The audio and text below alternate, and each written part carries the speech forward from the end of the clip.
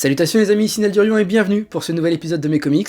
Aujourd'hui, un nouveau coup de cœur, et franchement ça fait plaisir parce que je vous l'avais un petit peu introduit déjà dans ma vidéo démon de Snyder et Capullo. Il s'agit de The Nice House on the Lake, la dernière création de James Tynion IV. Alors moi c'est un auteur que j'aime particulièrement, je l'ai découvert avec Batman à l'époque, avec ce que je vous mets juste ici, mais il s'est surtout révélé à moi, et sûrement pas qu'à moi, dans ses récits indépendants en fait. Toutes ses œuvres indépendantes sont clairement ce qui pour moi l'a vraiment hissé au sommet aujourd'hui. C'est un auteur à succès.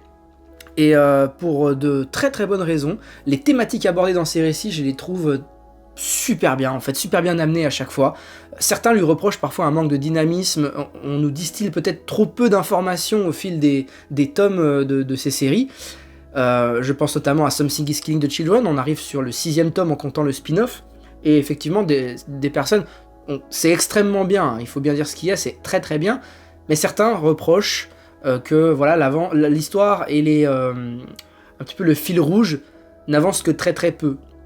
Mais moi je trouve qu'au final ça tient un petit peu le lecteur en haleine, et les informations, une fois qu'elles arrivent pleinement, sont d'autant plus appréciables parce qu'elles sont là depuis longtemps à avancer. Vous savez, c'est vraiment comme quand on développe le lore d'une très grosse franchise et qu'on vient apporter un bouleversement que tout le monde attendait, et qui au final fait vraiment son effet parce qu'on a fait monter la sauce jusqu'à ce moment-là. Et je trouve que James Tynion IV est un des rares auteurs à y parvenir. Alors avant de rentrer un petit peu plus en détail dans le récit, ce que ça raconte et pourquoi j'ai trouvé ça super bien, encore une fois, parce que James Tynion pour moi c'est un sans faute dans tout ce qu'il a fait jusqu'à présent, il y a juste The Department of Truth qui nécessite encore pour moi un peu de lecture sur notamment le tome 2 que j'ai toujours pas lu, et le tome 3 qui est sorti récemment. Voilà, une fois que j'aurai tous ces éléments-là, je vous en ferai une vidéo, c'est sûr et certain.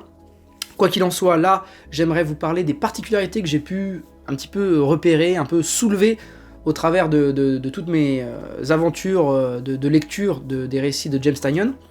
Et justement, il y a un truc qui aurait pu peut-être passer pour une évidence pour certains d'entre vous, peut-être que c'est le cas d'ailleurs, mais pour moi, c'est vraiment quelque chose que j'ai découvert au fur et à mesure de mes lectures. Mais tous les protagonistes de James Tynion, c'est lui en fait. Alors dans Something is Killing, je crois que c'est encore plus évident que pour les deux autres récits dont je vais vous parler. Eh bien, le gamin qui s'appelle James, qui est le deuxième personnage principal quand on considère d'abord Erika, la tueuse de monstres, eh bien, c'est toujours un petit garçon, un blanc, cheveux mi-longs, à lunettes, et homosexuel également. Et en fait, en prenant toutes ces spécificités, ces caractéristiques, eh bien, on les retrouve dans tous les récits de James Tynion. C'est ça qui est ouf. Et j'ai trouvé qu'en fait, à chaque fois, du coup, quand je vois un mec arriver avec des lunettes, un teint blanc un peu mystérieux, bon, dès qu'on nous parle carrément de son orientation sexuelle dans les récits, bon, là, je me dis, il n'y a plus aucun doute, lui, il va être important. Et en fait, c'est clairement ça. Et dans The Department of Truth, c'est carrément le personnage principal, finalement, qui répond aux critères que je vous ai indiqués jusqu'à présent. Et dans le dernier récit, The Nice House on the Lake, je commence ma lecture, et il y a au total 11 protagonistes. En vérité, il y en a peut-être un peu plus que ça, mais je ne vous en dirai pas plus. Et bien dans ces 11 protagonistes, il y en a un qui répond à ces critères et qui est très important pour le récit. Donc voilà, c'était une petite parenthèse simplement pour vous dire que j'aime bien quand l'auteur il nous met un petit peu des easter eggs finalement dans ses œuvres. Et pour le coup, ouais, pour vous ça va peut-être paraître complètement banal ce que je raconte là, et vous avez sûrement raison, mais c'est juste que moi j'ai découvert ça au fur et à mesure de mes lectures, et du coup ça m'a fait sourire quoi. Je me suis dit tiens, l'auteur se projette finalement dans le récit, et carrément quoi. Alors c'est pas le seul à avoir fait ça, Dans Alien, le personnage principal, c'est carrément la copie conforme de l'auteur. Voilà, donc je vous mets des illustrations de l'auteur et du personnage, et vous voyez, c'est la même chose. Voilà, c'était juste une petite parenthèse pour commencer finalement. Et sans plus attendre, je vais vous pitcher un petit peu de quoi ça parle, parce que justement, avec James Tynion, c'est surtout le scénario qu'on achète. Et ça fera peut-être partie du petit point négatif que je vais soulever encore une fois. Alors oui, vous l'avez compris, c'est un coup de cœur effectivement. Ce sera en 2 tomes, voilà, donc j'ai une hâte incroyable du tome 2, parce que vu comment nous laisse le tome 1, je me suis dit, mon Dieu, je veux la suite. En fait, c'est ça à chaque fois que je lis du James Tynion. Dans The Department of Truth, j'ai absolument envie de lire la suite, c'est juste que j'ai trop de lecture, du coup j'ai pas encore eu le temps de poursuivre, et entre le tome 1 et le tome 2, il s'est passé un temps horriblement long. Alors j'espère que pour The Nice House, ça va pas être pareil.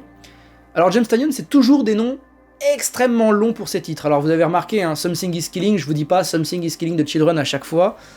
C'est trop compliqué à chaque fois. Toujours des noms hyper longs.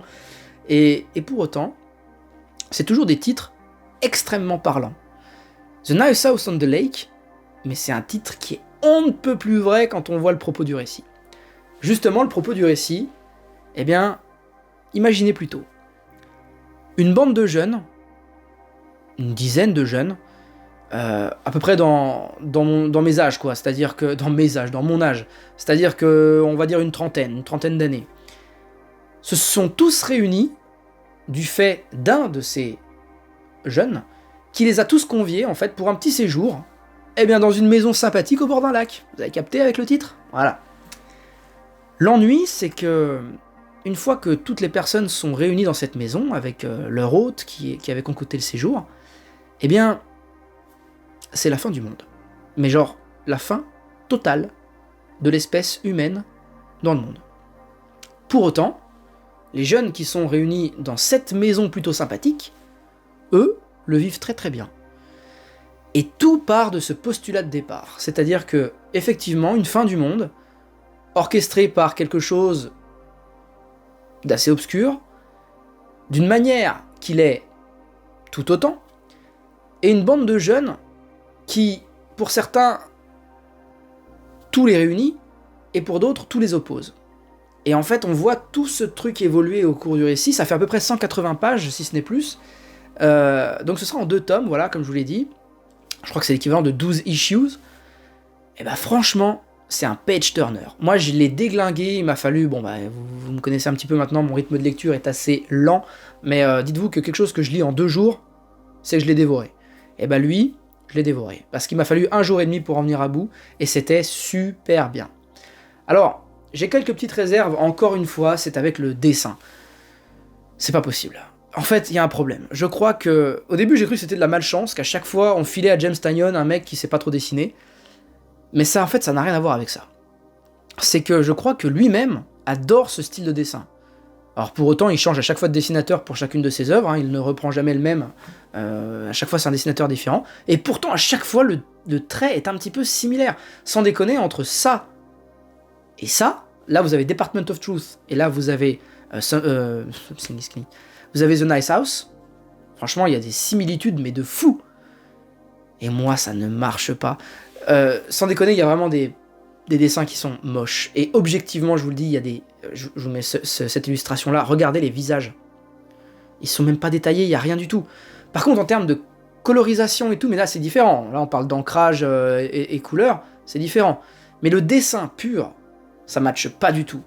Et c'est con parce que il y a vraiment des choses, à la manière d'un The Last Ronin, que je pourrais élever au rang de chef-d'œuvre pour moi de sa part. Sans déconner, The Department of Truth, c'est quand même vachement bien écrit. C'est ficelé, mais comme du rôti, quoi.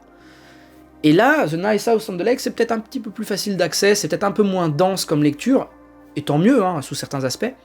Mais le dessin, c'est pas possible, c'est un truc de fou. Something is Killing, le dessin ne me plaisait pas, mais il était pas rebutant. The Department of Truth, le dessin, il est horriblement rebutant. Et là, on a un compromis. On a un truc un petit peu moche, mais ça passe quand même. Mais merde quoi, James, tu veux pas prendre un gars qui dessine juste normalement, qui a pas un trait complètement dingo? Alors des fois on dit que le dessin sert le récit.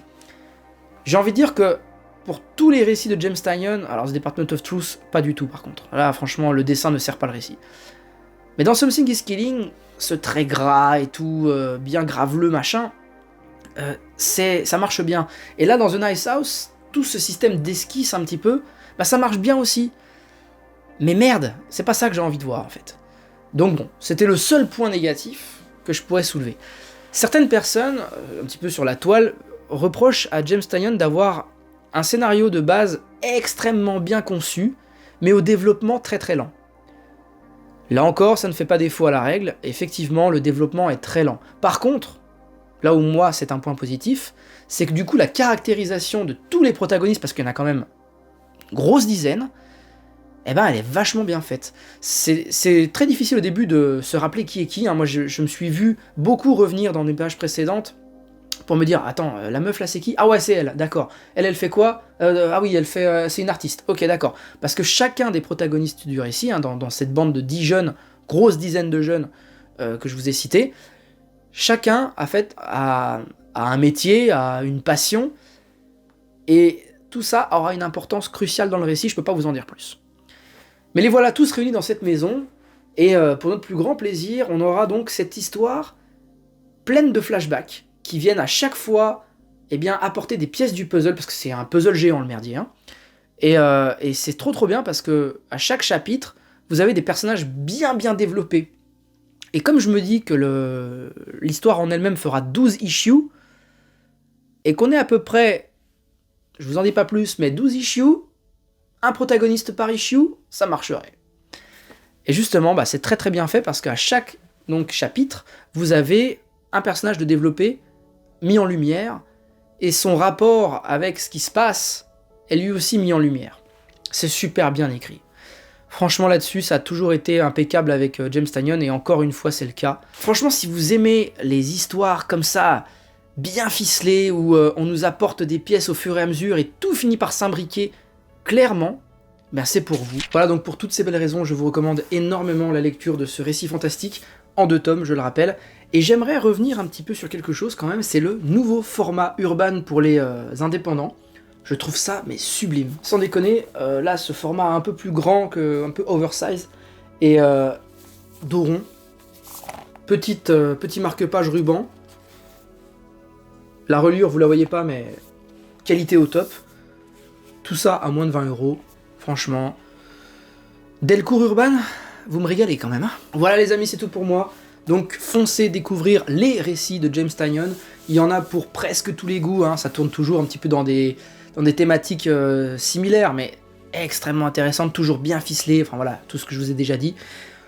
Donc sans plus attendre, foncez, achetez ça, c'est une pépite.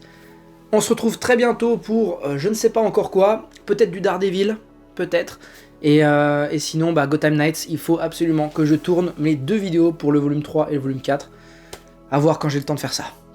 Merci à tous, lisez un max, ciao.